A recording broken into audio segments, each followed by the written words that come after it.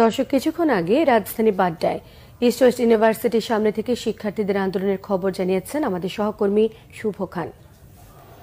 শিক্ষার্থীদের যে নিয়মিত কর্মসূচি, সেই কর্মসূচি ঘিরেই কিন্তু আজকে সকাল থেকে রাজধানীর যে ইস্ট ওয়েস্ট ইউনিভার্সিটি রয়েছে রামপুরার আফতাবনগর, সেখানে কিন্তু ছাত্ররা জড়িত হয়েছে, শিক্ষার্থীরা।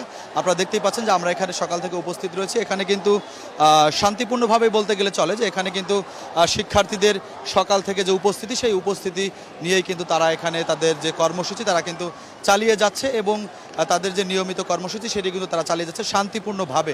ইস্ট ওয়েস্ট ইউনিভার্সিটির সামনে যে বিভিন্ন ভার্সিটির যে সকল শিক্ষার্থীরা এসেছেন এবং ছোট ছোট শিক্ষার্থীরাও এসেছেন এবং তাদের সাথে অভিভাবকরাও কিন্তু এসেছেন এবং তাদের এই কর্মসূচিতে যোগ দেওয়ার জন্য বিভিন্ন শ্রেণী পেশার মানুষও কিন্তু এখানে উপস্থিত হয়েছেন এবং তারা কিন্তু যদি বলি তারা কিন্তু আসলে তাদের যে দাবি দাবা তারা কিন্তু সেগুলোই তুলে ধরছেন তাদের এই কর্মসূচিতে।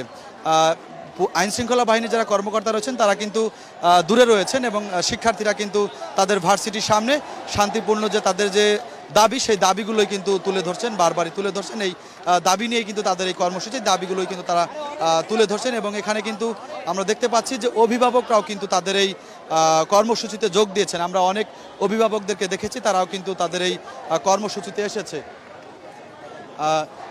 সর্বশেষ যদি বলি যে ইস্ট ওয়েস্ট ইউনিভার্সিটির সামনে যারা শিক্ষার্থীরা তাদের কর্মসূচি পালন করছে এবং শান্তিপূর্ণভাবেই তাদের কর্মসূচি তারা পালন করছেন এবং তাদের যে যৌক্তিক দাবি, সেই দাবিগুলোই তারা বারবার কিন্তু তুলে ধরছেন। এই ছিল রামপুরার আফতাবনগর থেকে সর্বশেষ।